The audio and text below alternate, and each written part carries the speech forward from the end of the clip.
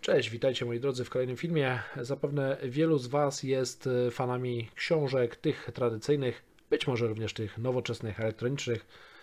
Nie chcę Was nazywać molami książkowymi, ale niektórzy oczywiście lubią czytać. Ja niestety ostatnio mam mniej czasu do czytania, co nie zmienia faktu, że warto zawsze czytać. Słuchajcie, dzisiaj coś właśnie dla tych, którzy czytać lubią, którzy mają też mało czasu i chcą to robić z duchem czasu, postępu, osiągnięciami. Technologicznie jest to ewolucja Kindle Paperwhite czwartej iteracji czy czwartej generacji, natomiast sam Kindle Paperwhite 4 to jest 10. generacja e-booków, czytników książek elektronicznych Kindla, a więc nie przedłużając, przejdźmy do materiału. Dodam tylko Kindle Paperwhite 4, kolor czerwony, wersja podstawowa 8 GB pamięci wewnętrznej. Przejdźmy więc do materiału.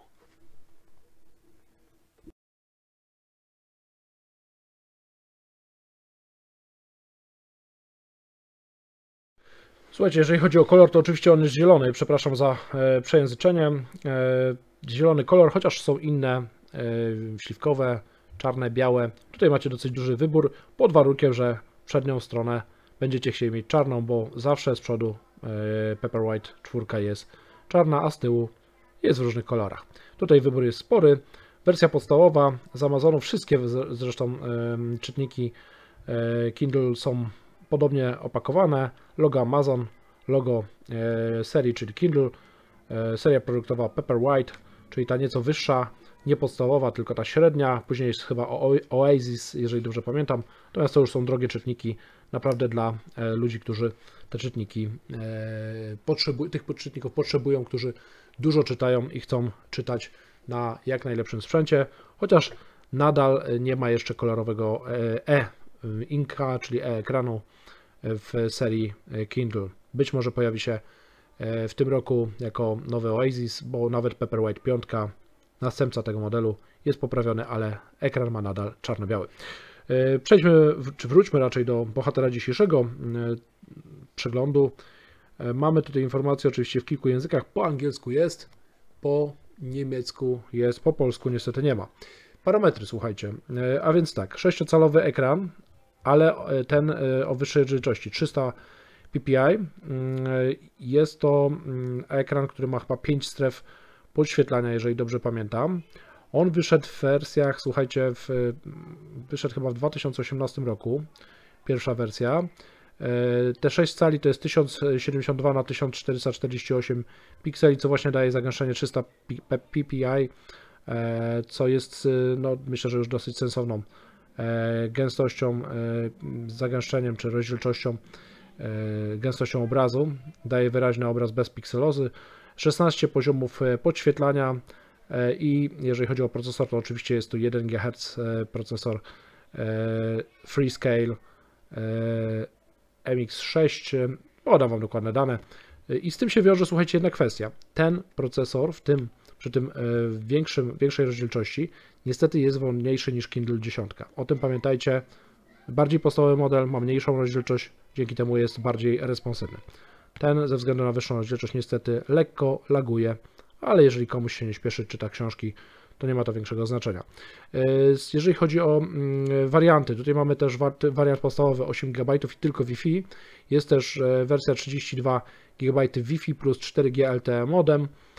Jeżeli chodzi o, słuchajcie, strefy podświetlania, to jest ich, z tego co pamiętam, 5, ale nie dam sobie nic za to obciąć. Bluetooth oczywiście Wi-Fi, tylko 2,4 GHz, o tym pamiętajcie. I to by było na tyle, jeżeli chodzi o parametry. Ważna kwestia, czym różni się ten model od Paperwhite'a 3? Tym, że ten ma wodoodporność. IPX8, 2 metry zanurzenia, 60 minut, tyle powinien wytrzymać. Słuchajcie, a więc nie przedłużając, zobaczmy, co jest w środku. Dla tych, którzy nie wiedzą, to zestaw sprzedażowy, słuchajcie, jest dosyć biedny w przypadku wszelkich czytników Amazona. Otrzymujemy czarną czarny dodatkowy etui, nazwijmy to. Oczywiście tutaj jeżeli chodzi o kabel, to jest to mikro USB. Dopiero w Paperwhite 5 zastosowano USB typu C, co boli niestety. Papierkologia, słuchajcie. I sam czytnik z przodu oczywiście musi być czarny, a z tyłu może być, no tutaj może być różny kolor. W tym wypadku mamy zieloną wersję, myślę, że całkiem atrakcyjną, ale i tak umówmy się, że zginie w czeluściach pokrowca. Tutaj się nie oszukujmy, że ma to tak naprawdę jakiekolwiek znaczenie. Może na początku, może od czasu do czasu, jak zdejmiemy go z pokrowca, to będzie to różnica. Fajna, gumoodporna, słuchajcie, czy gumowata powierzchnia, logo Amazona, trochę napisów i co? I ekran. Ekran dotykowy, podświetlany, właśnie się budzi. Ten ekran jest właśnie różnicą i wodoodporność w stosunku do Kindle 10. Ekran robi robotę, słuchajcie, tutaj, chociaż tak jak powiedziałem, jest też powodem niestety wolniejszego działania, bo ten ekran jest większa rozdzielczość, więcej pikseli do przerobienia, a niestety procesor ten sam co w Kindle 10. Słuchajcie, mamy przykładowo, nie wiem, wejdziemy do jakiejś książki. Jak widać, nie widać praktycznie żadnych pikseli. Podświetlanie, słuchajcie, mamy na poziomie maksymalnym w tej chwili 24 stopień. I jak widać, można czytać.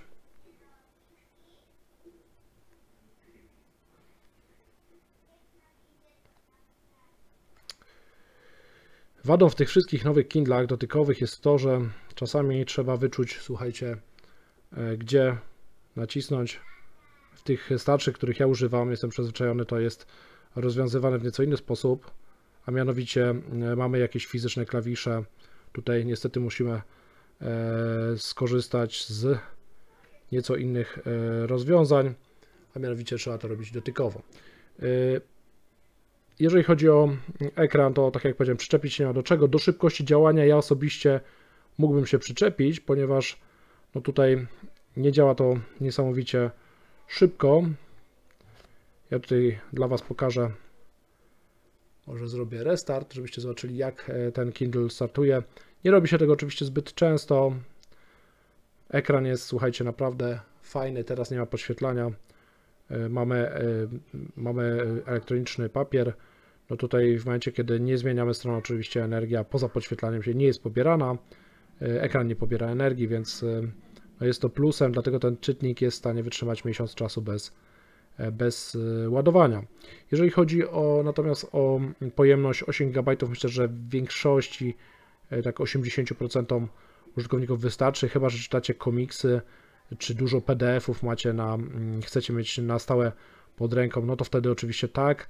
Natomiast jeżeli czytacie zwykłe książki, to 8 GB Wam wystarczy na bardzo, bardzo długo. A pamiętajcie oczywiście, że możecie zawsze zrzucić dane na komputer poprzez kabel chociażby USB, tylko niestety mikro USB. Procesor 1 GHz, jak widać, niewiele pomaga, jeżeli chodzi o ten start. Nie mamy też niestety, co jest istotne do podkreślenia, wersji nadal z językiem polskim. Tak? Tutaj mamy tylko ograniczoną liczbę języków. Słuchajcie, moi drodzy, słuchałem podsumowania, żeby nie był to zbyt długi materiał. Jeżeli chodzi o samego Kindla Paperwhite'a, to mogę go tylko gorąco polecić. Jeżeli znajdziecie promocję za około, nie wiem, 400 zł bądź około 85 euro na niemieckim Amazonie, to jak najbardziej warto. Słuchajcie, plusem jest duża bateria, 1500, jeżeli pamiętam, mAh. Na przykład Kindle 10 ma tylko 890 czy 900 mAh. Pojemność jest ta sama, jest dodatkowo wodoodporność. Natomiast pamiętajcie, żeby jakiegokolwiek Kindla kupować najlepiej z Amazona. To daje najwięcej możliwości, najmniej problemów i można również często znaleźć go w najlepszych po prostu cenach. Ja rekomenduję zakup około 85 euro, tak jak powiedziałem, albo około 400 zł. To jest dobra cena jak na 8 GB wersję. A co Wy myślicie o Kindlach? Czy używacie? Jakich modeli? Czy jesteście zadowoleni? Słuchajcie, łapki w górę oczywiście motywują mnie do kręcenia kolejnych filmów. Dajcie znać w komentarzach co do Waszych doświadczeń z czytnikami, z e-bookami. Jeżeli nie zasubskrybowaliście kanału, to proponuję zrobić to właśnie teraz, najlepiej z dzwoneczkiem. A ja ze swojej strony zapraszam Was również do oglądania innych moich filmów. Hej, hej!